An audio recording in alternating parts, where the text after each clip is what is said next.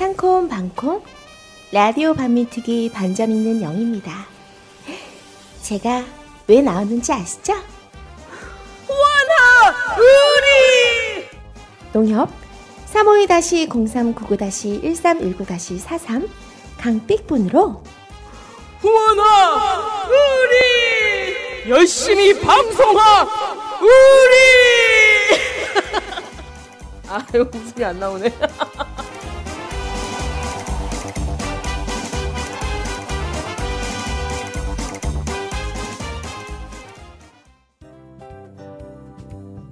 안녕하세요. 개념 있는 여자들의 센수다 라디오 반민특위 2014 정의충만 선입니다. 안녕하세요. 진입니다. 네, 반갑습니다. 민주주의자 본입니다. 우리 선생님 한 분이 오셨어요. 멀리 뉴요커. 뉴요커신데요. 뉴요커요? 그건 뭐야 어디야? 그렇게 하면은 미국 사람 못 알아들어요. 뉴요커께서 오셨는데요. 네. 어린지냐 어린지? 네. 우리 밀크 미얼. 김원식 선생님께서 오셨어요. 김원식 선생님으로 말씀드릴 것 같으면 모니터로 세계와 소통하는 또 한 분의 지식인으로서 우리 진님이 서울에서 모니터로 세계와 소통하고 있다면 이분은 뉴욕에서 세계와 소통하시는데 무려 미국 국무부 웹사이트 중국의 웹사이트 이런 것들 다 직접 막 보신다고. 예. 보시면서 거의 중독이라고 보여져요. 제가 보기엔 뉴스 중독자. 영어를 잘하시니까. 선생님 인사하시죠. 예, 안녕하세요. 김원식입니다. 우리 또 주권 방송에 또 미국에서 바라보는 한반도에 매주 여러분들 만나 뵙고 있는데 이 라디오 반민특위 센수다가 제가 미국에서 잘 듣고 있는데 너무 재밌어가지고 직접 제가 출연 요청을 드렸습니다. 영광으로 생각하고 정말 시작부터 재밌습니다. 뉴욕시리는 안녕한가요? 하와이요 뉴욕시리. 조금 안녕한 것 같은데 아직 모르겠어요. 예.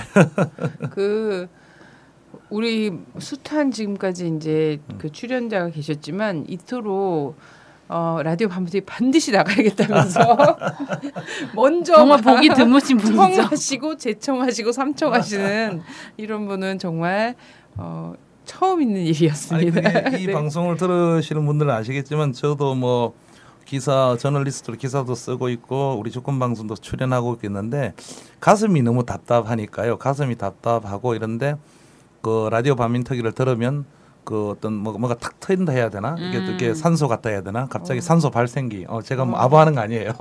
출연하게 해줬다 아부하는 거 정말 보통 이게 거실에서 이렇게 좀 크게 틀어놓고 이렇게 가만히 있으면 이게 이 세 분께서 하시는 게 따끔따끔 이렇게 하고 막 생기가 돋고 재밌다 이런 거고 그만큼 다른 어떤 언론들이 죽었다는 거겠죠. 제가 볼 때는 할 말 하고 싶은데 예 그래서 참 재밌게 아주 듣고 있습니다. 예. 그만큼 또 뉴욕 생활이 감사합니다. 심심하신 게 아닐까 이런 생각이 들어요.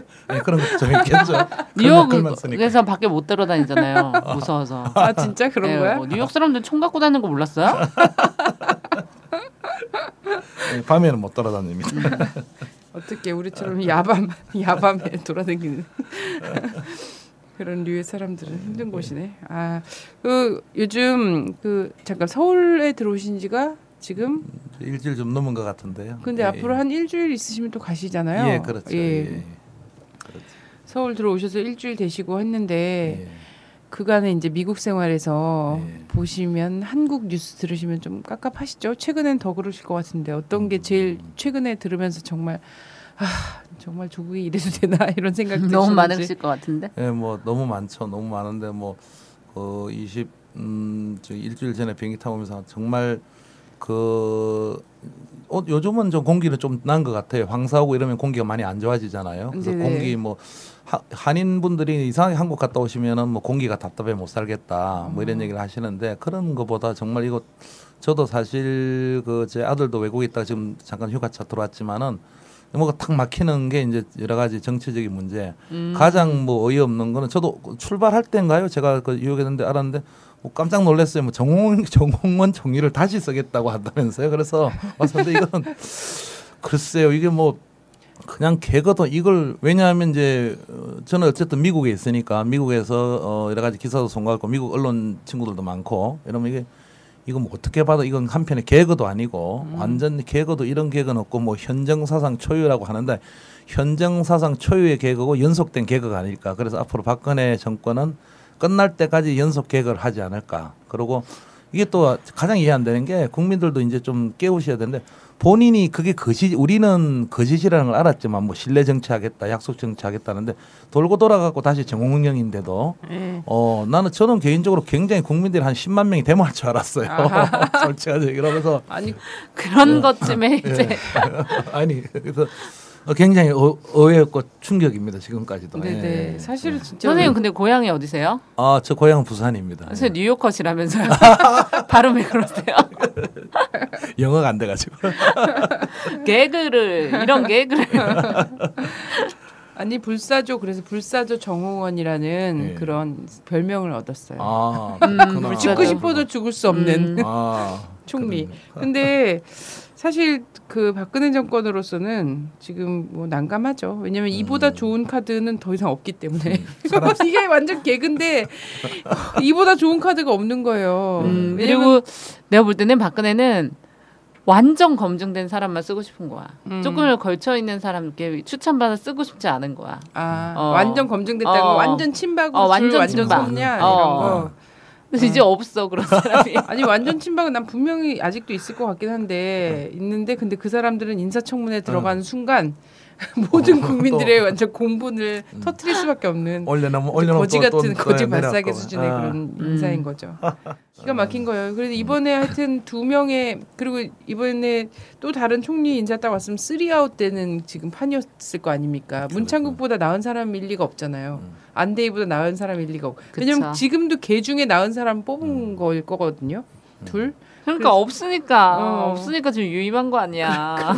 그러니까 결국은 제가 아까 이걸 아셔야 되는데 정홍영 총리 유임이라는 게 3아웃을 자기가 스스로 자인했다는 거거든요. 네. 사람이 없다는 거는 네네. 이미 3아웃 당한 것 같아요. 본인 네네. 스스로가 나는 신뢰도 없는 박근혜다, 약속도 못 지키는 박근혜다 하고 3아웃을 쓰는 것 같아요. 그래서 충격이 컸습니다. 진짜. 그래서 이번에 하여튼 그 사태로는 많은 제 주변에 많은 문 씨들 있잖아요. 문 씨들께서 조상님 중에 독립운동가가 있었다는 것을 확인하는 그런 큰 성과를 낳았다. 난 강감찬의 딸이다.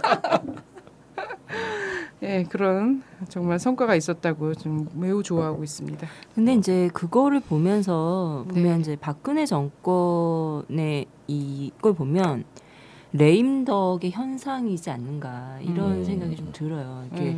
이게 집권 지금 2년 차잖아요. 이게 보통 한 4년, 5년이니까 4년 말 이렇게 5년 초 이렇게 나타나는 현상인데 박근혜 정권이 지금 인사상의 난맥들, 실패들을 이런 걸 총체적으로 지금 보여주고 있는 상황이라고 보면 앞으로의 국정 운영을 어떻게 할 수 없다라는 걸 스스로 자임한 거 아니냐. 레임덕 현상이 지금 시작됐다라고 보여지네요, 저는. 얼마 전에 무슨 대학생들의 그 정치인 선호도 묻는 조사에서 박근혜 대통령이 1%의 지지를 얻었거든요. 1%요? 네, 1점 몇 %의 지지를 얻은 것으로 나왔습니다. 1.4%랐네요. 가장 싫어하는 정당 새누리당이 네. 1.4%가 뭔가요? 저도 3.8% 받았는데. 어떻게 그것보다 못 받은 같은 당 사람들을 어떻게 대할 거야? 그렇게 말하면. 그래서 지금 웃어도 웃는 게 아닌 사람 한 분 저기 계시네요. 머리를 긁적이며. 그런 성과주의적인 그런 발상들 정말 안 되고요. 그런 뭐 퍼센트랑 뭐 이런 걸로 얘기하지 말고. 왜 농담으로 못 받았어요? 진심이어서 너무 가슴이 아팠던 아니, 거야. 당 일각에서도 이런 게 되게 심한 게 있더라고. 보니까. 그래요? 네, 이런 그걸 몹쓸 또 사람들. 이런 몹쓸 사람들 같으니라고. 아무도 안 나올 때 나가고 열심히 뛰어줬으면 그냥 그걸로 그냥. 자, 그래요. 하여튼 어쨌든 새누리당이 제일 싫답니다. 20대는. 네. 라디오 반민특위의 힘이 되고 싶어서 광고냅니다. 대한노인의 복지사업단 상조상품. 월 3만 원으로 믿을 수 있는 상조상품 준비하세요. 영업이익은 100% 주권방송에 기부됩니다. 100%입니다. 1899-6330, 1899-6330. 주권방송 홈페이지에서 상담하세요. 그래서 그걸 보면서 희망은 있구나.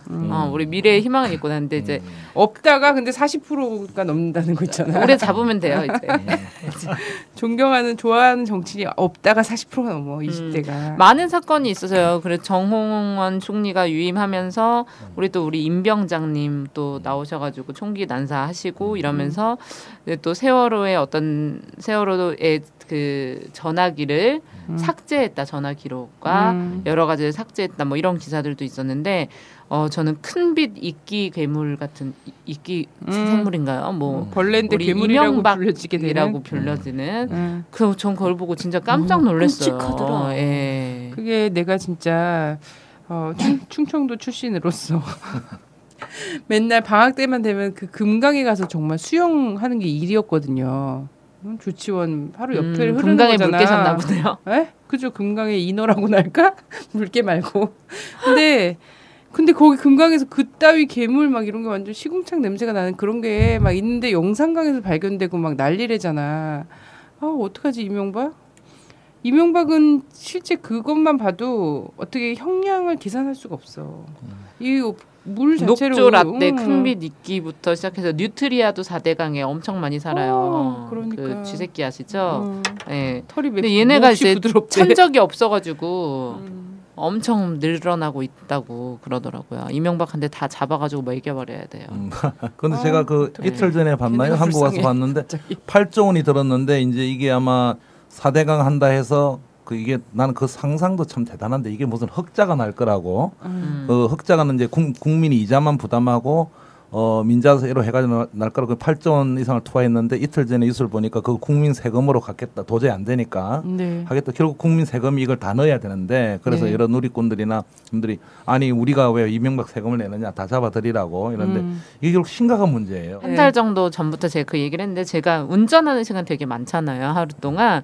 근데 진짜 박근혜 정권 들어오고 나서 이 단속이 엄청 심해졌어요. 다들 많이 그걸 당하셨다고 주변에서도 이야기하시는데 제가 대치동에서 공릉동, 노원구 공릉동까지 오는 길에 음주 단속을 3번 당한 적은 지금 한 10몇 년째 운전한 처음이고, 예, 심지어는 간선도로 이런 데서 경찰이 오묘하게 숨어 있다가 안전벨트 단속을 해요. 근데 입구에서 안전벨트 단속을 하는 게 되게 위험해요. 함정수사. 예, 거의 함정수사에 가깝고, 심지어는 이제 생활인들 있잖아요. 트럭 끌고 다니시는 분들, 이런 분들이 약간 교통법규를 타이트하게 잡지 않는데, 이런 분들도 요즘에 너무 많이 잡히시는 거예요. 그러니까 운전으로 밥을 먹고 사시는 분들이죠. 이런 분들은. 그래서 이것 때문에 벌금 때문에 진짜 도저히 할 수가 없다 이러는데 그래서 이제 너무 열이 받아가지고 제가 아시는 분은 지금 이게 뭐 하는 짓거리냐고 숨어가지고 경찰이 이렇게 딱지를 떼는 게 맞는 거냐 이렇게 따지셨더니 그분도 너무 이런 거 많이 당한 거예요. 근데 위에서는 끊으라고 하고 그러니까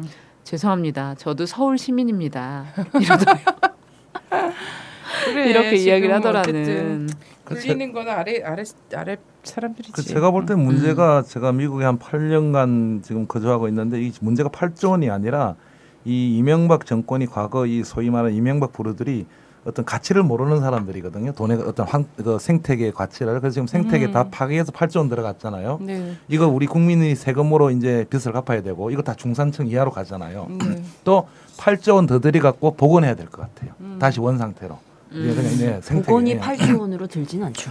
그 더 해야 좋은 얘기죠. 네, 그러니까 지금 제가 말하고 싶은 건 더 심각한 게 지금 8조 원을 들여가지고 생태계를 엉망으로 만들고 이랬다는 것도 중요하지만 과연 이게 아주 좋으신 지적인데 정말 이게 얼마 들렸는지 왜 그러냐면 잘 개발 안 해요. 미국 같은 데나 이런 데 보면은. 근데 제가 8년 가 있는 동안 이런 일이 벌어졌는데 결국 그런 어떤 뭐 현대가 뭐 이렇게 얘기 되나 했던 그 건설 사고 방식 자기 뭐 청계천 관련 이거 하나. 근데 청계천이라는 건 어떤 서울 시내 중심부의 하나의 작은 개울이잖아요. 네, 그런 부분에서 어떤 해가지고 이걸 전국의 국토 산하로 갖다 때려 붙인 것 같은데 범죄를 떠나서 역사적 범죄라고 봐요. 생태 환경의 역사적인 범죄. 그래서 이거를 어떻게 할런지 우리 지금보다도 오히려 10년, 20년 있다가 아마 그냥 우리 후손들이 그냥 뒤로 나자빠지는 거예요. 그러게요. 저는 그래서 이명박이 그때 서울시장 하면서 그 광화문 광장이나 이런 데다가 연못이라도 하나 만들었으면 어쩔 뻔했나 싶어요. 저는 그래서 얘가 이런 걸 환경을 난장질을 해놓고 환경 영향 평가하는 회사를 또 몇 군데 살려줄 때가 있나. 영향 평가하고 또 다시 복구하는데 또 살려줄 회사들 있잖아요. 이명박이 사실 이런 계산도 있죠. 만들었다 환경 영향 평가하고 그다음에 다시 부수고 이걸 얘가 여기에 다 걸쳐져 있는 게 아닐까 이런 생각을 우리 국민들이 뭐 다 했을 것 같아요. 근데 지금 제가 미국에서 이렇게 우리 한국 그 정치 문제도 답답하지만 이 4대강 문제를 한 4, 5년 동안 지켜보면서 지금 이제 드러나고 있는데 8조 원을 썼다는 어떤 경제적 가치도 지금 굉장히 심각한 거고 지금 하나씩 저도 이렇게 계속 뉴스들을 보고 있는데 여러 부작용들 뭐 괴생물 재나차 녹전을 말할 것도 없고 이런 것들 자연을 이렇게 하는 걸 보면 그 정말 그 심각하다고 생각해요. 예를 들어 조금 말씀 제가 뉴욕에 살지만 아까 뉴욕을 하시는데 1950년대 60년대 거의 지은 건물들이고 뭐 이게 별로 개발을 안 해요. 그리고 공사하면 왜 그래 오래 하는지 모르겠고 55년을 근무한 80살 된 할머니를 인터뷰했는데 자기가 55년 동안 미국 살았는데 딱 그 늘어난 거는 그 495라고 롱아일랜드 익스프레스웨이가 있어요. 거기 한 차선 늘어난 것밖에 없다고 하시는데 제가 3년 있다가 조사해 보니까 사실이더라고요. 그러니까 그만큼 지금 제가 있는 집이 이 개인 또 정보 나가면 안 되는데 어쨌든 저 요즘 그 NT 뭐 기무사 애들이 하도 이렇게 댓글 달아서 근데 그 자마이카 쪽에 가고 퀸즈 쪽 중간에 있는 어느 동네인데 그런 좀 약간 그게 이게 도로가에 있는데도 반딧불이 다 있어요. 전부 나무 있고 그래서 그 만약에 그 지금 미국 미화하시는 거예요? 좀 그런 것 같죠. 제가 얘기해도 용산이랑 외관 이런 데 이렇게 어질러 놓고 미국은 깨끗하고 막 반딧불 나르나 보죠. 그렇게 나쁜 나라죠. 그러니까 그런 거 보면 그렇게 나쁜 나라죠. 이거 보면은 이게 이런 걸 상상을 못 한다는 거죠. 이게 얼마나 이게 우리를 파탄으로 만든 건지. 이거는 돈을 지금 아까 좋은 지적하셨는데 이거 다시 회복하려면 모르겠어요. 8조 원 더 들는지. 근데 평생 이거 뉴트리아랑 이 이끼벌레랑 녹조만 마시고 살게 해야 돼. 정말 근데 살 것 같아. 걔는 그런 거 살아남겠지. 맛있다고 막 이러면서 먹으면 살 것 같아. 이제 정말. 국민들이 피로감을 느끼는 것 같아요. 예, 막 그리고 이제는 어떤 게 있냐면 이런 거죠. 그래 전혀는 원래 미친년이니까 그냥 수긍하고 그래 전혀는 원래 또라이니까 그래 저럴 수 있어. 이제 별로 놀라지 않는. 근데 그래서 사실은 다른 나라에서 다른 좀 약간 정상 국가에서 이런 일 중에 하나만 생겼어도 사실 정말 놀라운 일인 거잖아요. 그렇죠. 근데 이런 것들이 지금 동시다발적으로 한 정권 하에서 벌어지고 있지 않나요? 이러면 정말 우리가 뭔가 미국을 예로 든 이유는 조금 한 말씀 더 드리면 노무현 정권을 잘했다 이런 게 아니라 수도를 옮긴다는 것도 너무 수도권 인구 집중화가 돼 있잖아요. 그리고 이제 인구 증가율이 낮아지잖아요. 그렇게 보면 정신이 제대로 박힌 대통령이라면 개발이 아니라 개발이나 어떤 4대강 사업이 아니라 자연환경 보존에서 보존 원칙으로 나가야 되는 거예요. 10년, 20년만 내다본다면. 근데 이명박이가 지금 너무 큰 사고를 친 거예요. 엄청난 사고를. 이거는 10년 있다가 더 우리 후손들에게 치명타를 안겨줄 것 같고 그래서 참 답답합니다. 예, 정말. 근데 제 생각에는 어떻게든 10년 안에 자기 거 다 챙겨갔고요. 본인은 어디로 갈 것 같아요. 그는 그지? 빨리 벌써 다 챙겼지. 다 챙겨서 근데 벌써 다 챙길 수는 없어. 왜냐면 이명박 그간 지금 5년 동안 4년 동안 해먹어야 되잖아. 해먹고 그동안 해먹은 거를 1년 동안에 다 이렇게 세탁하기는 힘들거든. 그래서 제가 볼 때 한 4분의 1 정도 하지 않았을까. 근데 그래도 웬만한 재벌 못지않게 평생 살 수 있을 거예요. 네, 어딜 가든 뭐 지금도 그럴 거고. 뭐 이름은 모르지만 전 세계적인 부자가 그렇게 한국인이 많다고 합니다. 예. 그게 누굴까요? 다 그들의 뭐 이렇게 되겠죠. 적어도 이명박 정도라면 이명박 정도 뻔뻔스럽게 헤쳐먹었다면 유병헌의 100배는 있지 않겠습니까? 짐작컨대 안 그래요? 그죠. 유병헌을 키운 사람들인데 그런 사람들이. 자, 원래 오늘은요. 요즘 이제 그 코리아를 둘러싸고 사실 일본이 요번에 일본 그 미친 디자이너인지 뭔지가 그 소녀상 외설스럽게 갖고 한 거 봤죠? 그 사진. 네, 봤어요. 그래서 그런 이제 얘네들의 어떤 역사 왜곡과 혐한 뭐 이런 것들 계속되고 있는 거잖아요. 그리고 너무 오늘, 떨어져요. 수준이. 오늘 우리가 지금 7월 1일인데 7월 1일 날 얘네들은 지금 뭐 거의 개헌 이거 공식화 한다 이런 거잖아요. 하고야 만다 이렇게 얘기하고 있고. 근데 그러면서 뭐 고노다마를 뭐 수정할 거다, 뭐 한국과 협의했다 그 과정에서 뭐 이런 얘기들을 쭉 하고 있고 이런 것과 동시에 또 뭐냐면 북일 간에는 또 대화가 진행되고 있거든요. 네. 막 미사일 발사도 하고 막 이거 뭐 헌법 개헌도 하고 막 이러고 있는데 또 대화는 진행되고 있어. 이거 도대체 여기서 우리는 무엇을 봐야 되나 뭐 이런 얘기를 좀 해보려고 자리를 마련했어요. 선생님은 한국에 들어오셔갖고 그냥 라디오 반민특위에 무작정 이 미녀 새 미녀를 보러 오셨지만 워낙에 내공이 있으신 분이라 어떤 주제를 던져도 특히 국제 문제와 관련해서는 하실 것 같아서 미리 준비를 해주십사 하지 않았습니다. 네. 알겠습니다. 그 우선 그 지금 근데 가장 이제 이해가 안 된다고 해야 되나 이제 북일 관계가 지금 회담을 하고 관계 개선 쪽으로 나가지 않습니까? 그래서 이제 크게 봐야 될 거는 저도 이제 쉽게 말씀드리면 북한이 아주 극도의 반일을 하고 있죠. 예를 들어서 뭐 아베부터 했고 제가 민족 국제관계 이렇게 계속 기사를 쓰고 거의 매일 조선중앙통신을 보지만 일주일에 뭐 한 번, 두 번 이상 일본이 어떤 행위를 할 때마다 그 아베에 대한 어떤 그 뭐 소위 말해서 우리 박근혜 정부의 욕하는 거 이상으로 하고 있고 또 그 원래 북한 자체가 어떤 독립운동이나 소위 말하는 빨치산 운동부터 반일을 어떤 일제에 대한 반대를 한 거기 때문에 굉장히 하고 있어요. 사실 그래서 그 국가의 존재 이유이기도 했죠. 그렇죠. 예, 그런 거죠. 그런데 이제 의아하게 생각하실 수가 있죠. 왜 그러면 그런 북한이 이렇게 하느냐. 근데 우리가 좀 폭을 넓게 봐야 된다고 봐요. 무슨 얘기냐면 지금 북한도 일본의 어떤 군사 대국화, 이제 전쟁으로 이제 제국주의화로 다시 가려는 의도를 잘 알고 있죠.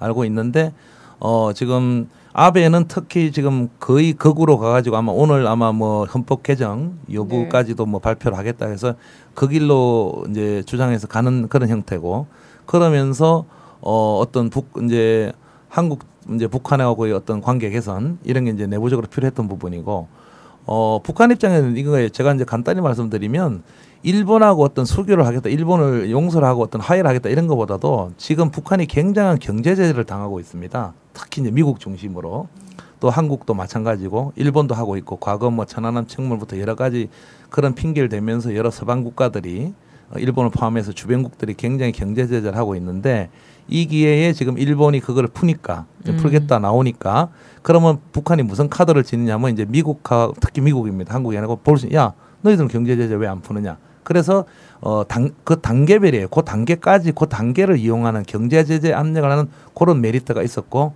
아베는 정신 나간 친구니까 그거로 무조건 나가야 되니까 평양까지 가겠다 해가지고 둘이가 잠깐 맞아 떨어진 거예요. 그런데 북한 입장에서는 근본을 지금 바꾼 건 아니에요. 이제 일본이 막 가고 있잖아요.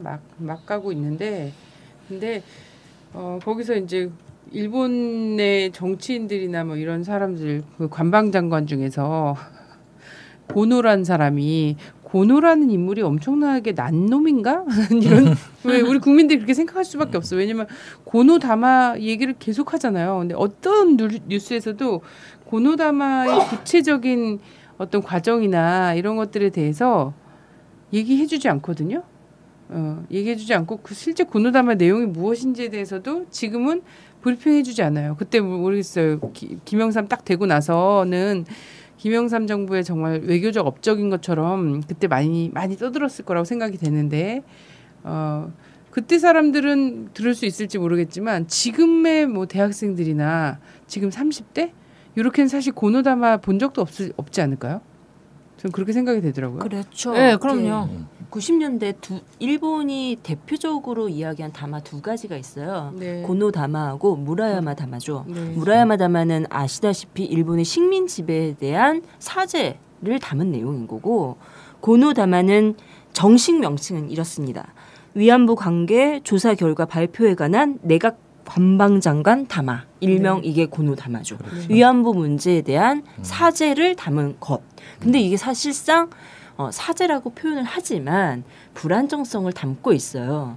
그래서 일본이 지금 그것마저도 부정하고 이것이 마치 정치적, 한일 간의 외교적 정치적 타협물이냐 이렇게 얘기를 하고 있죠. 사실 이것이 탄생하게 된 정치적 배경은 존재합니다. 왜냐하면 이게 90년대라는 상황, 사실 80년대 말 냉전이 해체되는 상황에서 이 한반도 및 동북아에서도 냉전 해체의 바람은 불었었죠. 이 과정에서 과거사에 대한 진상 규명과 이거에 대한 역사 청산의 바람들이 동북아에서 불기 시작했고 그 핵심적 지점은 바로 일본이 이 과거사에 대한 얼마만큼 정확하게 입장을 밝히는가가 사실 동북아에서의 냉전 해체의 중요한 부분 중에 하나였던 거죠.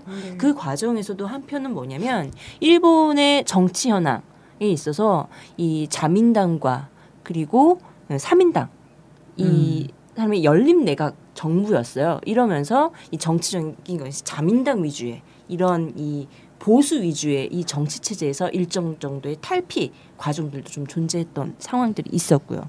근데 사실 이것이 뭐 일본의 자발적 의지였냐라는 부분은 아니었던 거죠.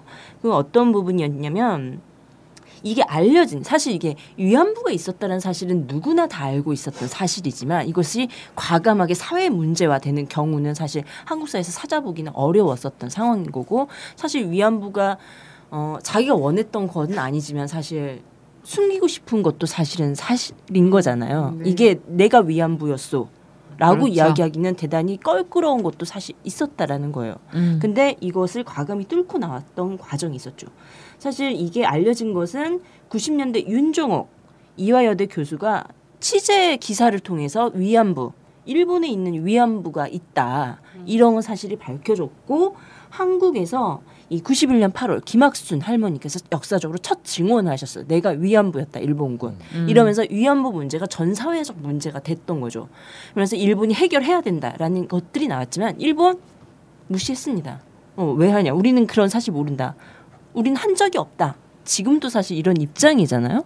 이랬던 과정에서 사실 한일 관계에 마찰이 있을 수밖에 없었던 건 사실인 거고 여기서 이 이제 노태우 말기 김영삼이면서 이 위안부 문제에 대한 적극적 진상 규명하겠다 이러면서 이 위안부였던 사실 이 관계를 확인하겠다 이러면서 이 전국적으로 이 사례를 모집하기 시작했던 거. 이건 사실 압력으로 작용할 수밖에 없었던 거고 나름 이런 과정에서 김영삼이 어떤 입장을 밝혔냐면 종군 위안부 문제는 일본 쪽에서 진실을 밝히는 것이 중요하고 물질적 보상 문제는 필요 없다. 이런 식의 입장을 밝히면서 나름대로 일본의 이 정치 상황 악화 사실 그 내각 일본 당시 내각이 이 스캔들 자금 스캔들 정치 자금 스캔들로 곤욕을 치르고 있었던 과정에 한편 있었고 김영삼이 마치 자기가 도덕적 우위에 있느냐 물질적 배상은 요구하지 않고 도덕적 책임만 묻겠다 이러니까 이 어설픈 사실 무라야마 담화 이어서 고노 담화가 나온 거죠. 사실 그 핵심 내용을 좀 보자면 어떠냐면 좀 길지만 그래도 사실 이 기회가 아니면 잘 모르기 때문에 좀 읽어보도록 하겠습니다. 고노 담화의 핵심 내용 보자면 위안소는 당시 군 당국의 요청에 의하여 설치 운영되었던 것이므로 위안소의 설치와 관련 내지 위안부의 이송에 대하여는 구 일본군이 직접 또는 간접적으로 이에 관여하였다. 위안부 모집에 대해서는 군의 요청을 받아서 업자가 주로 맡아왔으나 그 경우에도 감원과 강압으로 본인들의 의사에 반하여 모집한 사례가 많고 또한 관원 등이 직접 이에 가담한 일도 있었음이 분명해졌다. 위안소의 생활을 강제적인 상황 하에서 이루어졌으므로 고통스러운 것이며 한반도에선 특히 모집, 이송, 관리 등도 강압 그리고 감원에 의하는 등 대개가 본인들의 의사에 반하여 행해졌다라고 인정을 했습니다. 이 담화 내용에. 근데 사실 이는 그동안에 부정했던 것에서보다는 사실 개입을 했다라는 부분에서는 진일보했던 것은 사실이나 사실 강제 모집은 민간 업자라고 특징 짓고 일본 정부의 책임을 구체적으로 묻는 법적 문제는 담아있지 않았어요. 그렇기 때문에 이 고노다마가 위안부 문제에 대한 일본의 사죄를 담은 것은 사실이지만 완전하다라고 명백한 인정 이렇게는 볼 수가 없는 불안정성이라고 얘기를 얘기를 없어요. 하죠. 민간에서 한 것 빼고는 일본 정부는 공식적으로 위안부를 인정하거나 사과한 적이 단 한 번도 없잖아요. 그래서 사실 아까도 얘기했듯이 뭐냐면 군의 요청을 받아서 업자가 주로 맡아왔다라는 이 고노다마의 표현. 그래서 피해자들이 당시 헌병, 경찰 등 군이 직접 강제 납치했다는 것과는 거리가 멀죠. 피해자는 강제 그렇죠. 납치를 주장하잖아요. 우리 할머님들은. 근데 이것을 인정하지 않아요. 오히려 업자를 민간으로 특징지어서 당시 친일 부역자들이 모집을 주최한 것이다. 군이 한 것이 아니다. 일본 당국이 한 것이 아니다. 그것도 맞는 말이기 때문에 그런 것들하고 주최고 그들이 제도를 만들고 이송은 군이 개입했지만 모집은 군이 하지 않았다. 이게 고노다마의 숨겨진 핵심이었던 거죠. 근데 말이 안 되지. 인신매매범은 아니라는 거야, 자기들. 네, 근데 말이 안 되는 게 일본이나 대만이나 다른 나라에서는 강제로 이렇게 했다는 것이 다 공공연하게 그 나라에서 인정이 된 거잖아요. 그러면은 우리나라 사람들만 특별 대우해가지고 강제로 안 끌고 갔구만. 그렇지. 조선의 친일파들이 그렇죠. 유별났다 이런 거지 뭐. 그러니까 이 고노다마 엄청 충성했다. 발표하기 이전에는 일본 자료를 아무리 찾아봐도 그런 자료가 없다라고 부정을 했었어요. 근데 사실 이 자료가 발각이 된 거죠. 나름대로 일본 내에서. 이러면서 인정을 하지 않을 수 없는 상황도 존재했고 한편 이 고노다마의 문제점 하나는 뭐냐면 아까 이것도 말했듯이 법적 책임을 인정을 담고 있지 않아요. 그렇기 때문에 뭐냐면 이 일본 정부가 위안부 제도 라는 인정을 토대한 위에서 피해자들에게 위로금이라는 명목 그래서 민간과 당국이 절반씩 내서 이 위안부 할머님들에게 피해 보상이라는 형태로 지급하려고 했던 예가 사실 존재했었던 거죠. 이런 형태로 사실 무마하려고 했었던 이런 것도 이 고노다마를 통해서 일본이 행했던 모습들. 그래서 한국 같은 경우 한국에서 이 위안부 할머님들이 이런 거 받지 않겠다라고 거부를 하셨죠. 맞아요. 그래서 여기 이 고노담화잖아요, 담화. 정부의 앞으로 민간의 연구를 포함해 충분히 관심을 기울여 가고 싶다 이게 결론이에요. 이건 정말 너무 허탈한 수준이거든. 그리고 실제 40년간의 그런 그 식민 지배와 그 안에서의 이렇게 군 위안부로 끌려간 혹은 뭐 산업 현장에 또 위안부로 그 정신대로 끌려간 노동 정신대로 끌려간 이런 사람들이 정말 엄청나게 많잖아요. 그리고 돌아오지 못한 사람이 대부분이고 지금 아마 인터넷이나 이런 데서 찾아보면 알겠지만 그 위안부들이 있었던 위안소가 있었던 자리에 그 집단 학살당한 그래서 막 유골이 막 발견되거나 시신이 막 첩첩으로 쌓인 이런 사진들이 있거든요. 실제 역사적 사실로 드러나고 있는 이런 상황인데 이것과 관련해서 앞으로도 민간의 연구를 포함해서 충분히 관심을 기울여 나가고 싶다라는 게 그런 정도의 말을 갖고 이거를 갖고도 일본은 이것조차도 인정하고 싶지 않은 거야. 근데 민간 연구는 이미 많이 진행이 됐고 그렇죠. 그 자료도 충분히 있습니다. 그럼 물론 이제 그런 자료들을 더 많이 발굴해서 일본의 역사적 책임을 묻는 작업들은 기본 해야 되는 것도 뭐 앞으로의 끊임없는 우리 과제겠지만 이미 나온 자료만으로도 일본의 책임은 분명히 존재한다라는 것들이 있고요. 친일파의 아들이 왕이 되면 어떻게 될까? 친일파의 아들이 왕이 되면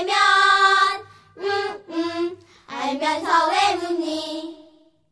나쁜 일본 나가고 다음 날에 누가 들어왔니? 나쁜 일본 나가고 다음 날에 알면서 왜 묻니? 여기서 근데 슬픔은 뭐냐면 우리는 고노다마라도 지켜야 되겠다라는 입장이고 그죠? 이만큼의 진전된 내용을 담은 것조차 없다는 거예요. 맞아요. 근데 일본은 이것조차도 하지 못하겠다라는 거예요. 그러면서 여기서 오히려 우리 우리나라 안에서도 이러한 이제 이 위안부 문제라든지 일본군 위안부 문제라든지 이런 걸로 싸워왔던 많은 분들은 그래도 고노가 인정했던 그런 수준에서는 여기에서 이제 더 발전된 무언가를 디딤돌을 원하는. 삼아야 한다 이런 거잖아. 근데 그러면서 그걸 훼손해서는 안 된다. 이게 정말 최선이 아니었음에도 불구하고 이 가치를 지키기 위해서 또 이만큼의 희생이 필요한 거고, 문제는 일본은 이것조차도 안 돼서 이거는 사실 한국과의 이런 것 속에서 한 거다 그냥. 정치적 타협물로 고려다. 장락시켜 버렸죠. 그게 이제 아베가 지금 잘 지적하셨는데 우리 입장에서 보면 이건 불완전한 거고 법적인 네. 것도 없는 거죠. 근데 네. 그나마 조금 한 발 내디딘 부분이었는데 아베는 그걸 지금 돌리겠다는 거거든요. 그게 바로 왜 아베가 지금 돌리겠다는 바로 군국주의로 나가겠다. 왜냐하면 과거의 아베 정권이 극우 정권이 과거 자기네들이 이제 2차 대전 때 이러한 행위를 했다는 걸 인정한다는 거는 자기네들이 군국주의로 나가는데 걸림돌이 되기 때문에 바로 아베가 지금 이 고노다마마저도 이거는 정치적 타협물이다. 우린 이런 거 한 적 없다고 해서 돌려서 군국주의 나가는데 어떤 장애물들을 제거하겠다는 가장 기본적인 그러한 기조입니다. 지금 이렇게 나가는 거는. 예.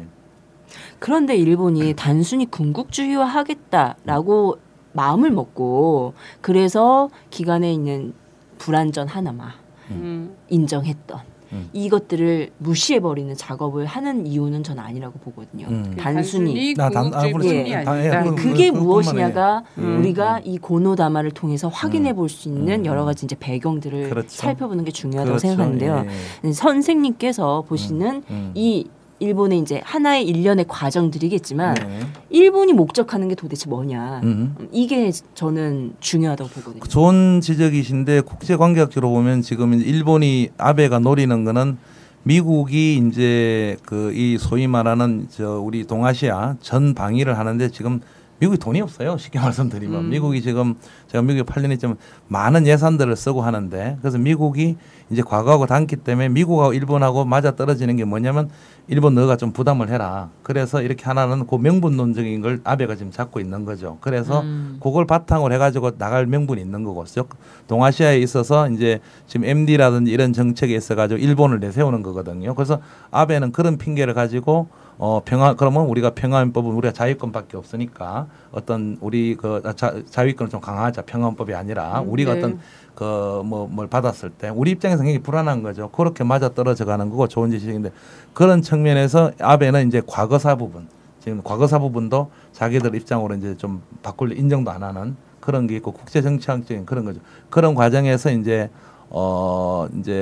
군사 대국화나 대국화 쪽으로 좀 나가려는데 문제는 또 뭐가 있냐면 지금 아까 우리가 약간 연했지만 지금 내부 그게 지금 아베가 극도로 모두 다 지지하고 이건 아니에요. 일본 내부에서도 이렇게 이제 반대가 많고 이래 있거든요. 네. 그래서 그런 입장에서 아베는 또 북한하고 또 이렇게 협상하는 것도 자기 정치적 지지율 이런 거에 대한 어떤 문제도 있고 그래서 아베가 좀 더 극도로 나가는 그런 어떤 정치적인 이유도 있는 거죠. 예. 제가 보기엔 이제 그런 이유도 미국에 돈이 없고 그렇기 때문에 파트너가 가장 돈 많고 군력도 센 일본을 내세우는 것도 있지만 근데 일본 자체에 욕심이 있다라는 거죠. 일본 자체의 욕심은 뭐냐면 어찌됐든 동아시아 맹주가 되고 싶은 그렇죠. 또 세계 맹주 이 기회를 타서 세계 맹주가 되고 싶은 이런 거고 적어도 90년대까지는 그래야 해왔다고 세계적 차원은 아니지만 그렇죠. 뭐 경제 대국이기도 했고 그런데 이제 부상하는 중국이 아니라 부상한 중국 때문에 골머리가 너무 아픈 거죠. 여기서 이 기회를 통해서 맹주가 되어야 되겠다. 적어도 중국에게 자리를 뺏기면 안 되겠다. 이런 측면이 하나 존재한다. 이러면서 중국 견제에 이해관계가 맞는 미일 동맹을 강화하는 측면 속에서의 이 이제 군사 대국화, 그래서 그 걸림돌인 고노다마 제껴버리는 이런 과정이 있는 거고 한편으로는 또 하나 뭐가 있냐면 그럼 여기에서 견제하지만 바로 중국과 붙을 수는 없잖아. 싱가포르를 중심으로 해서는 다오를 통해서는 뭐 마찰도 있고 시위도 하고 대결도 벌이고 하지만 직접 전쟁할 수는 없다라는 사실은 존재한다는 거죠. 그렇다면 이 개입력을 높이기 위한 수단에서 여기서 한반도를 보고 있는 거 아니냐. 어쨌든 이 소용돌이 속에서 자기 위치를 확인시켜주고 영향력을 행사할 수 있는 곳으로 하나 다 보는 거. 근데 여기에서 계속 고노다마 인정해라. 그리고 여기 입각해서 해라. 그러니까 한국 제껴버리고 싶은 것도 있는 거죠.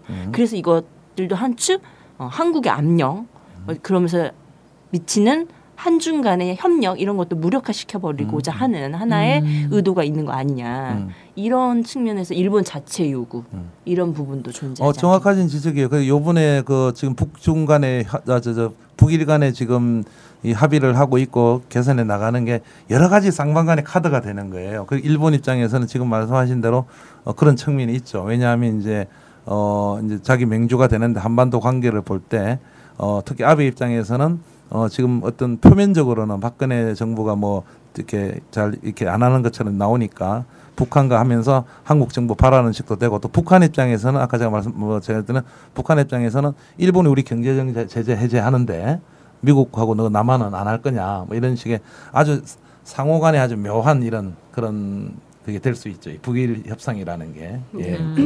근데 오늘 7월 1일이잖아요. 네. 이제 아까 이제 서두에서 좀 얘기는 했지만 되게 오묘한 국제적인 움직임들이 보여져요. 그렇죠. 아까 이제 말씀하신 대로 북일 협상이 진행되고 있는 상황이 하나 있고 일본은 집단 자위권을 앞으로 행사하겠다라는 입장을 발표하는 시점이기도 하고 그렇죠. 오늘 한미일 합참 의장이 회의를 한단 말이죠. 그렇죠. 이거에서 네. 군사 협력을 어떻게 더 현실적으로 할까? 이게 국방장관의 회담은 이미 한 차례 진행됐고 이걸 맞습니다. 현실적 군사적으로 실질적 운영을 어떻게 할 것인가에 합참이 모여서 회의를 한다라는 사실이 동시다발적으로 좀 오늘 벌어지고 있다. 그렇죠. 이게 이제 한반도에 어떤 운명이 펼쳐질 것인가 이런 부분에서 이 고노다마 수정 움직임 이미 수정했지.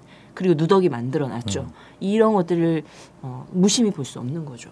그 좋은 지적이죠. 그래서 상당히 미국에서 보고 이게 우리가 내부에서 있기보다 굉장히 급변하는 빠르게 돌아가는 좀 이따가 또 다른 그 중국 얘기도 좀 할 수 있겠지만 그런 상황입니다. 지금 정확한 지적이시고 또 한미일 간의 어떤 군사적인 어떤 동맹 문제 또 그거를 또 바라보는 중국 또 특히 최근에 러시아가 본격적으로 또 다시 동아시아 문제 개입하고 있어요. 북한과 협력을 강화하면서 이런 문제, 그런 문제에서 100년 전에 어떤 우리 한반도의 어떤 상황과 비슷해지고 있는 그런 상황들, 그런 걸 우리가 눈여겨봐야 되겠죠. 저는 너무 재밌어요. 그래서 요즘 이 부분을 보면 너무 재밌는데 이 일본이 어쨌든 자기는 이제 군국주의화와 동아시아에서의 자기 역할론과 어쨌든 미국의 한미일 군사동맹을 강화하자는 목적과 이런 거 속에서 다 일본의 이런 그 과거사 문제라든지 고노다마 문제라든지 이런 것들이 다 나오고 있잖아요. 이게 그렇죠. 우리한테 전해지는 뉴스는 굉장히 지역 말단의 뉴스인 거예요. 근데 그렇죠. 이게 전체 큰 흐름 속에는 이런 것 때문에 전해지고 있잖아요. 우리가 근데 그러면서도 또 동아시아에서 중국을 견제하고 또 나름대로 한반도를 잘 타고 앉고 뭐 이런저러한 요구성 때문에 자기한테 역할을 높여나가는 요구성 때문에 북일 대화를 하잖아요.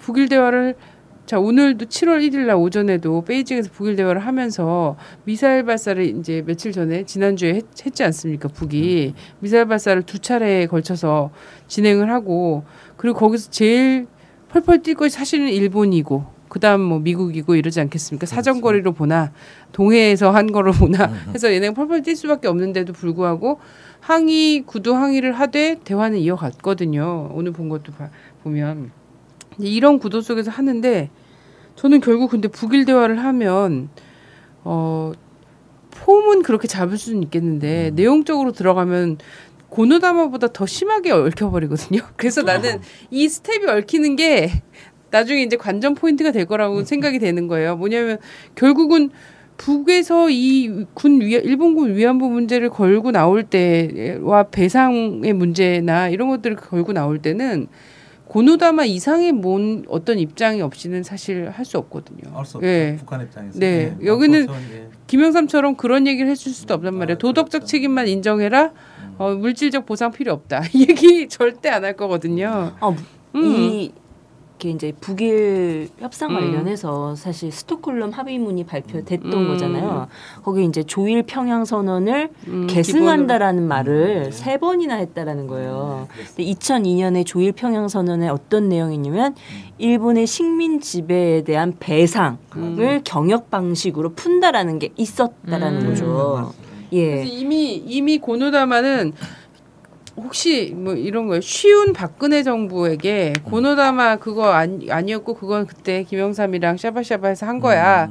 이런 식으로 얘기하면서 찢을지 모르지만 전체 또 그 한반도를 두고 보면은 지금 또 높은 수준에서 또 진행되는 과거사 문제 해결과 이게 또 있다라는 거예요. 다른 층에 의해서. 그래서 나는 이런 생각이 드는 거예요. 박근혜 정권이 고노다마라는 부분을 지키며 전방위적으로 싸우겠다 이런 입장을 외교부 장관이 했어요. 네.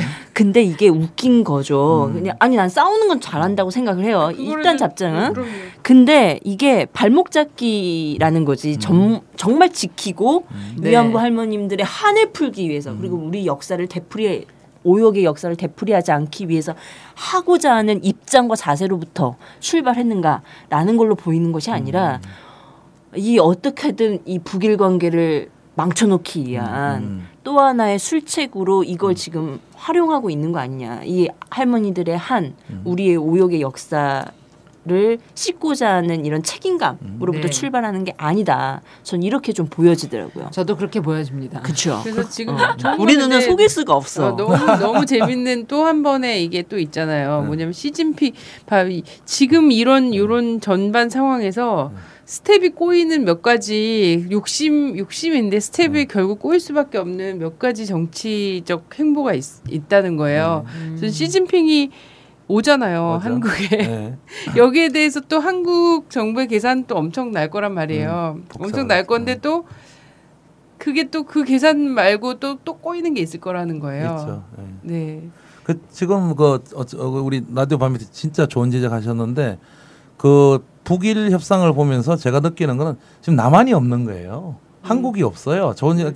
이거는 아까 우리 좋은 생각 잘못 이제 완전히 주도권도 북한에 넘어가 버리는 거고 또 일본과 했고 여기에 과연 남한 정부 지금 박근혜 정부가 뭔가 정신을 차리고 이래야 되는데 좀 전에 얘기했다시피 그거는 그렇게 보여지는 게 아니라 저는 그렇게 분석하고 그렇게 생각합니다. 왜냐하면 근본적인 게 없는 거예요. 그냥 그걸 해서 그냥 북일 관계가 저래 가니까 조금 이렇게 하겠다는 거 정말 나와 가지고 진짜 이거 남북 관계 문제도 좀 풀어야 되겠다. 아니면 또 일본하고도 정확하게 받을 건 받고 해결할 건 해야 되겠다. 이런 인식이 있으면 이렇게 안 돌아가죠. 상황이. 절대 이렇게 돌아갈 수가 없죠.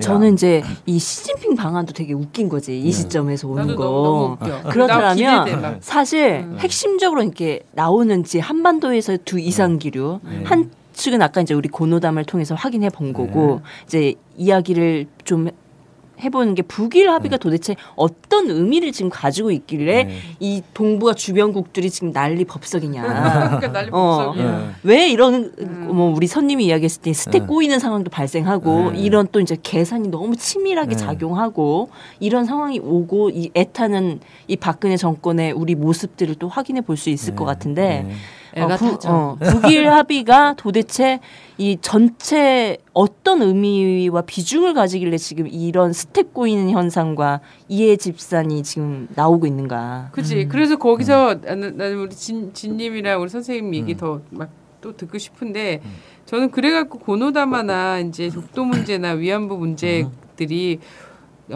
어쩌면 큰 그림이 이 큰 그림이요. 진짜 큰 그림은 미국이 그린 한미일 삼각동맹인지 아니면 이 고전적인 조선과 일본과의 관계 문제 여기서 큰 그림이 그려질지는 모른다는 거예요. 모르고 그래서 고노다마는 굉장히 이 일본의 이후 활로를 그 군국주의 활로를 열어가는 것으로 머리를 썼을지 모르겠지만 고노다마나 그 전에 이제 과거사 문제라든지 이런 것들 전반이 오히려 급격한 어떤 변화 있잖아요. 지형 변화. 동북아에서의 정치 지형 변화에 대한 완충작용의 일개 소재가 될 수도 있어요. 저도 그런 애 했는데 진짜 내치의 박근혜가 지금 왜 똥줄에 타냐면 일본은 자기들의 이익이나 이런 걸 위해서 북이랑 친해질 수 있어요. 언제든지 언제 그랬냐는 듯이 그래, 그럴 수 있는데 박근혜가 그렇게 좀 힘들고. 그래. 그런 측면도 있고 우리가 가장 기본적으로 놓치지 말아야 될 거는 제가 뭐 민족 국제관계도 가장 쓰고 뭐 미국 이게 여러 가지 북한 자료인데 가장 지금 쉽게 말하면 북한은 일본 용서도 안 했고 합의도 네. 안 했고 배상도 안 받았어요. 네. 예, 그걸 놓치지 말아야 될 게 지금 어마어마한 예, 계산서를 예, 주고 있죠. 박정희 거짓 했잖아요. 박정희 그냥 그 김종필이 이래가지고 다 아시는 사실이지만 얼렁뚱땅 해치웠거든요. 내가 다시 주고 싶다. 얼렁뚱땅 해치운 그 딸이잖아요. 우리 솔직히 얘기 드리면 이거 방송에 잘릴라나? 근데 북한 입장에서 보면은 배상도 안 받았고 칼자루 쥐고 있는 거예요. 그러니까 북한 입장에서 아까 얘기하셨다시피 북한이 주도권을 잡을 수 있는 거고. 백지수표죠. 네, 그러니까 북한은 그걸 언제든지 활용할 수 있는 부분이 있는 거고 그러다 보니까 소위 말하는 그 조일 합의라는 부분도 그런 부분이 들어가 있는 거고 이렇게 급변하고 있는 거예요. 북한 입장에서는 카드 하나 가지고 있는 거예요. 일본에서는. 사실 북일 합의 내용을 보면 조일 평양 선언과 급이 달라요. 사실 그렇죠. 네. 그냥 낮은 실무적인 외교 아주 낮은 급에서 거죠. 그냥 맞아요. 합의한 수준인 거야. 그냥 내용은 뭐 납치자 문제, 네, 그다음에 이제 해결하고 상호 이게 경제 제재 해제하고 일본의 경제 제재 그렇죠. 하고 성명 문제. 그리고 뭐 성묘 문제 풀고 그렇죠. 그다음에 뭐 이제 나중에 인도적 지원하면서 잘 그렇죠. 되면 뭐 국교 정상화하자 이런 사실 내용 보면 조일 평양 선언에 아주 비교할 수가 없는 낮은 수준이야. 근데도 사실 지금 각국이 난리가 났다라는 건 지각 변동을 일으키고 있는 사안이 분명히 있다. 그리고 이거는 사실 외교부 장관이 확인을 해줬어요. 인도적 지원이라는 부분, 그 제재가 풀리는 그것이 한미일 동맹에 무리수를 주고 있다. 이렇게 지금 어제 이야기를 했거든. 국회 답변에서. 그러니까 사실 인지는 하고 있다는 거지. 그래서 큰 그림이 어디서 그려진지에 대한 거는 사실 모른다라는 거예요. 그래서 합참의장들이 만났나 봐. 그 북일 아니 좋으신 지적인데요. 뭐 네. 우리 라디오 밤이 대단하신데요.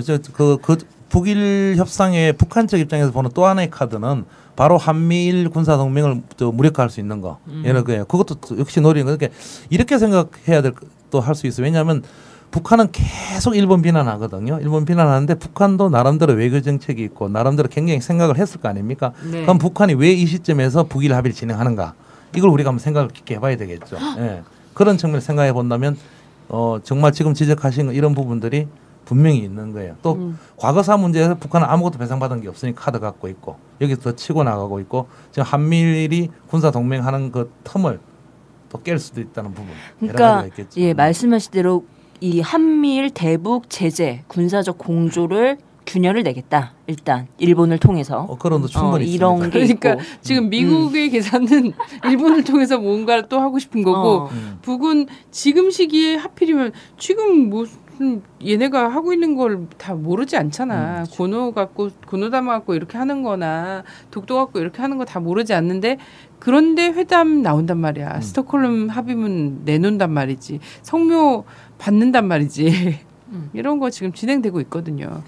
어찌됐든 이 북일 합의가 됐다라는 건 서로의 이해관계. 외교적인 거는 사실 그냥 순수하게 양심과 도덕적 의리를 가지고 하는 게 아니거든. 뭐 그런 게 있을 사이도 아니고요. 서로 의리, 네. 기브 앤 테이크가 정확한 게 외교거든요. 정확한 사실. 얘기죠. 그렇다면 북은 일본을 통해서 얻고자 하는 게 있을 것이고 당연히 있죠. 일본은 북을 통해서 얻고자 하는 게 있을 것이고 그렇죠. 물론 이제 북일 합의의 이 기본적 변동의 과정들은 앞으로도 봐야 되겠죠. 왜냐하면 이것을 깨게 만들고자 하는 누군가의 압력들은 존재할 테니까. 그리고 사실 이것에 대해서 가장 저는 몸이 단 사람은 단쪽은 일본의 아베지 북은 좀 아닐 거다. 북도 뭐 필요는 있겠지만 단계 아니 별로 잃을 게 없는 데는 별로 몸이 다를 일이 없어요. 정확한 지적이 있어요. 제가 뭐 이것도 발언 침묵될지 몰라도 국제관계를 정확하게 보면 요즘 한국은 다 정확한 발언하면 친북 종북 하잖아요. 네. 답답한 거 없어요. 북은 답답한 거 없기 때문에 제가 왜 아까 단계론을 얘기했냐면 여러 가지 비난 성명을 많이 내고 있는데 우리가 이렇게 종이 한 장만 이렇게 보면 본질을 못 보면 답답하잖아요. 근데 정말 이게 그런 단계별에서 경제협력 풀어내 가지고 북은 많은 카드를 갖고 있는 거예요. 그래서 지금 북일 합의를 지금 치고 있는 그런 부분이죠. 네, 뭐 일본뿐만 아니라 사실 북은 어떤 나라에도 아쉬울 게 없는 그래요? 더 이상 나빠질 게 없음. 없는 관계면. 그런 것도 있고 워낙 또 자주적인 나라기 때문에 네. 종북 정도 논란 있으려면 저 정도 발언해 주셔야 돼요. 자주적인 나라기 때문에. 그런 거예요? 그 한 말 여담으로 드리면 제가 국제관계를 보면 V1 스톡홀름 하고 이렇게 하지 않습니까? 그때 이제 미 국무부에서 이제 기자들 질문하고 이러면 그냥 일반적인 답변해요. 잘 돼. 근데 그 뒤에 뉘앙스가 뭐가 나오냐면 저는 떨떠러. 아니 근데 뭐 부정할 수 없잖아요. 네. 아니 그게 눈에 거의 보여요. 뭐 게임 캐릭터로 보면은 뭐 경제성 1 뭐 이래도 자주성 만렙으로 시작하는 캐릭터. 저는 일본이 왜 이렇게 북일 합의에 적극적이었냐라고 하는 거 다른 어느 때도 아니고 사실 2002년 조일 평양 선언을 깨졌다라고 표현은 하지만 이행이 더뎠던 이유는 아베 때문이기도 했거든요. 근데 그 아베가 대단히 적극적으로 나온 2002년 거지. 조일 합의 혹은 북일 합의라고 얘기하는 게 우리 애청자들이 듣기에는 되게 낯선 걸 이게 수도 공식 있죠. 명칭이죠. 조일 평양 선언. 그래서 평양에서 2002년에 고이즈미가 평양에 가서 북일 간에 합의한 내용이 있습니다. 관계 정상 관련해서. 그렇죠. 거기 비서로 간 게 아베예요. 그렇죠. 근데 그랬구나, 같이 갔구나. 그거를 사실 이행이 잘 못하도록 만든 게 아베였고, 근데 그거를 지금 다시 복원시키려고 하는 게 아베라는 거지. 딴 데서 뭐든지 할 수 있는 애들이야. 그러니까. 딴 데서 활로를 찾아보려 했으나 없는 거야. 그랬더니 당황하지 않고 다시 와서. 그래서 저는 왜 일본이 이렇게 적극적인가라고 하는 부분을 좀 나름 고민을 해봤어요. 나름 고민을 해본 이유가 뭐냐면, 근데 이제 어쨌든 현 순간에서는 일본이 너무 오늘 선생님이 되게 의욕적으로 오셨잖아요. 뉴욕에서 지금 라디오 밤인특위 얘기하려고 왔는데 여기 또 나름 진 언니가 이 분야에서 또 되게 나는 전문가거든요. 특히 얘기를 하니까 선생님이 지금 말씀하셨는데 아니 그거 내가 말하려고 한 거예요. 매우 기뻐하시고 내가 좀 이따 할 얘기였는데 먼저 치고 나왔네 막 이런 거죠. 감동하고 있어요. 네, 지금 넋을 놓고 그래서 내가 선생님 준비 못하게 한 거야. 둘이 다 준비해 오면 이게 진짜 안 되거든. 저도 그랬거든요. 아까 진원이 얘기하는데 그랬구나. 그래서 제가 나름대로 아베가 비서였어? 아니 이게 왜 재밌냐면 깊이가 있는 방송이에요. 깊이가 반민태가 깊이가 있으면서 재밌고. 네, 근데 그래도 사람들이 많이 안 들어요. 얕으면서 재밌고. 저희 가족들이 저를 되게 사랑함에도 불구하고 이 방송 좀 들을 수 없다. 몇 번 이렇게 한 번 들어서 이해가 돼야 되는데 네 목소리가 나오는 거 빼고는 그닥 잘 모르겠다.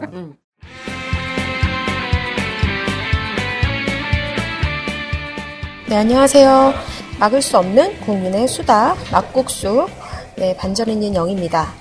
오늘은 세월호 참사 희생자 가족분 한 분 모시고 천만 서명운동 관련해서 얘기를 하려고 하는데요. 여기는 지금 국회 로비에 나와 있습니다. 네, 안녕하세요. 네, 안녕하세요. 네, 잠시 자기소개 부탁드립니다. 예, 단원고등학교 2학년 4반 김동혁 엄마입니다. 네, 동혁이 어머님. 사실 뭐 영상으로도 많이 보기도 하고, 그 다음에 그 15분짜리 영상이죠. 그 안에 들어가 있는, 또 저도 보기도 하고 했었는데 많이 아실 것 같아요.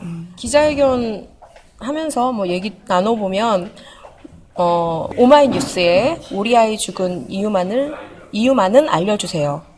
그래서 세월호 유족 박 대통령에게 진정서 제출했다. 이런 이제 오마이뉴스에 기사가 실렸는데, 이분은 이제 박수영 군 아버지라고 들었어요. 그래서, 또 어머님도 진정서 제출한다는 이런 기분으로 한마디 부탁드립니다. 박근혜 대통령께 말씀드리면 되는 거예요. 안녕하세요. 저는 세월호 유가족 단원고등학교 2학년 김동혁 엄마입니다. 저는 50년을 이 땅에 살았는데 국민이 주인인 나라에서 국민의 생명을 보호받지 못하면 더 이상 국민이 주인이 아니듯이 저희가 지금 원하는 것은 저희 아이들의 진정서에 있듯이 저희 아이들의 죽음의 이유에 대해서만이라도 알려달라는 것입니다. 그러기 위해서는 우선에 진상조사도 돼야 되고, 그리고 그 문제에 있어서는 정말 성역 없는 조사를 하셔서,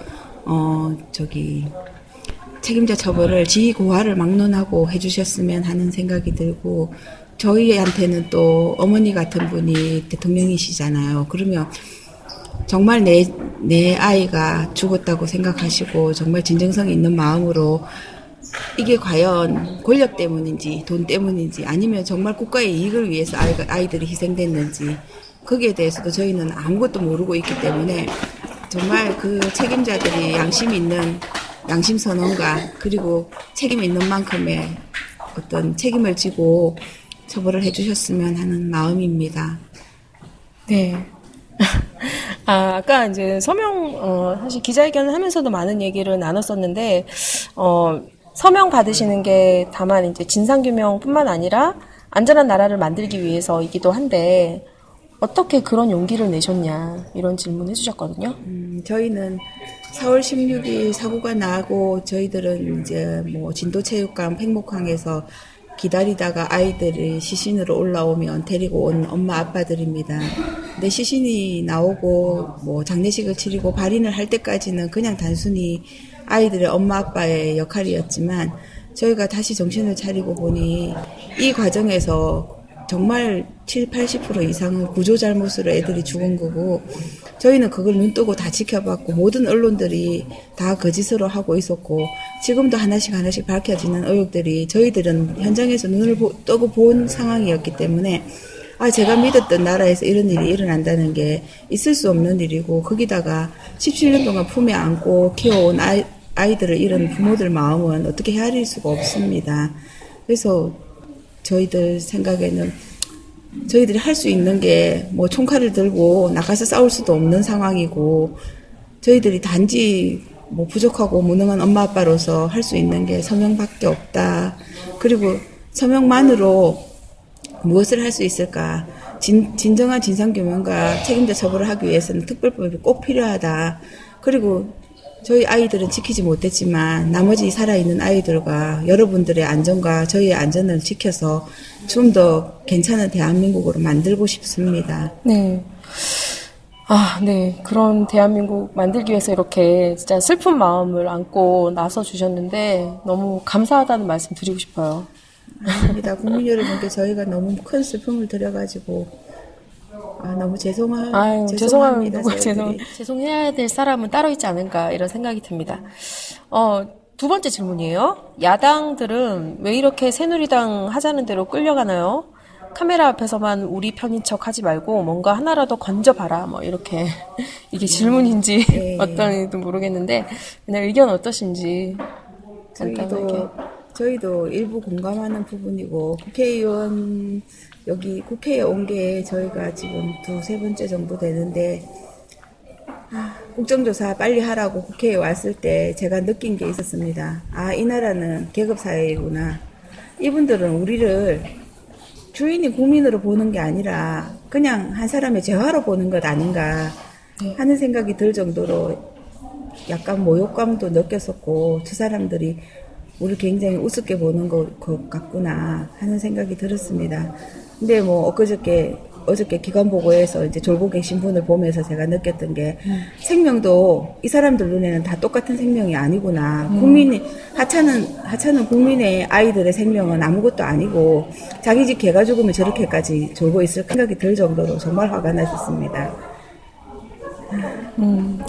저는 진짜 지금 최근에도 지방선거가 있었지만 국회의원분들도 사실 그러잖아요. 막 국민을 위해서, 서민을 위해서 뭐 다 이 한 목숨 내던질 것처럼 그렇게 해서 당선된 분들이신데 참 진짜 어이가 없고 그래서 또 이 자리에 이제 서명운동도 사실 이제 여당 국회의원들을 중심으로 해서 오늘 받으신다고 들었는데 정말 저는 이분들 어떻게 나오는지 꼭 알아야 되겠다 이런 생각이 들고 이후에 여기서 어떤 입장을 가지고 대하는가 서명운동에 동참하고 그것에 대해서 책임을 지는가 안 지는가 이 문제를 가지고 이후 진짜 당락도 결정돼야 된다고 생각합니다. 저도 그렇게 생각합니다. 네, 그 다음은요. 우리의 마음을 잘 전달해 주세요. 강단지게 끝까지 함께 하리라는 것을 하고 점점점 이렇게 오셨어요. 네, 이분도 이제 제가 아시는 분 중에 한 분인데 이분이 이제 구로 디지털 단지 거기서 이제 직장 생활 하시는 분이세요. 근데 여자분이신데 진짜 여리여리한 여자분이신데 항상 점심시간에 탁자 들고 나와가지고 점심을 그 앞에서 막 도너츠 먹으면서 서명하시라고 이렇게 이제 하는 이제 뭐 한간에는 이제 좀 있으면 구디 서명녀 이렇게 뜨겠다 뭐 이러면서 이제 열심히 하고 계신 분인데 예, 정말 이런 마음 잘 전달해서 힘내시기 바랍니다. 네, 저희들이 이 과정에서 정말 고마우신 분들을 많이 만나고 그분들은 다 그냥 국민들이에요. 저희가 보기에는 그냥 국민들이고 권력 있으신 분들은 뭐 그냥 눈치나 보시고 아는 척도 안 하고 계시는데 저희들 입장에서는 이 과정에서 어느새 이제 저희들이 국민의 한 사람 그리고 국민과 함께하는 유가족이 되어버렸는데 길게 봐서는 저희가 여러분들을 실망시키지 않는 그런 특별법을 만들고 싶습니다. 저는 많이 두렵기도 하고 힘들기도 하지만 끝까지 한번 해보겠습니다. 천만인 서명 어떻게 진행하면 되는지 알려드리도록 하겠습니다. 검색창에서 세월호 참사 국민대책회의 이렇게 검색을 하셔서 들어가시면 천만인 서명 운동 용지를 다운받아서 하실 수도 있고 국민대책회의 그 안에 온라인 서명도 할 수 있게 되어 있습니다. 그래서 온라인 서명도 많이 부탁드리고요. 서명 용지 다운도 되니까요. 다운해서 그 안에 이제 주소가 적혀 있습니다. 그 주소로 팩스나 아니면은 우편으로 보내주시면 될 것 같습니다. 예, 알파벳으로는요. SEWOLHO 416.org 네, 세월호 416.org죠. 네, 이쪽으로 검색하셔서 들어오셔서 서명해 주시면 되겠습니다. 마지막으로 신청곡 부탁드립니다. 저희 동혁이가 너무 좋아했던 노래가 있어요. 희성의 가슴 시린 이야기라고. 살아생전에는 이게 그렇게 슬픈 노래인지 몰랐는데 지나고 보니까 이게 가사가 너무 슬프더라고요. 그래서 낙골당 갈 때마다 제가 휴대폰으로 들려주는 노래입니다. 부탁드립니다. 네, 알겠습니다. 그러면 오늘 나와주셔서 감사드리고요. 희성의 가슴 시린 이야기 들으면서 이 시간 마치도록 하겠습니다. 감사합니다. 네, 감사합니다. 세상에 가장 예쁜 거짓말 goodbye goodbye 가슴 찢겨도 뱉는 그 말 goodbye goodbye 좋은 안녕이란 말도 안 되는 그 말 사랑한 만큼 믿었던 만큼 아파 네가 너무 미워서 너무 슬퍼서 아파 이게 이별이잖아 좋을 리가 없잖아 그래도 goodbye 안녕 미워도 나는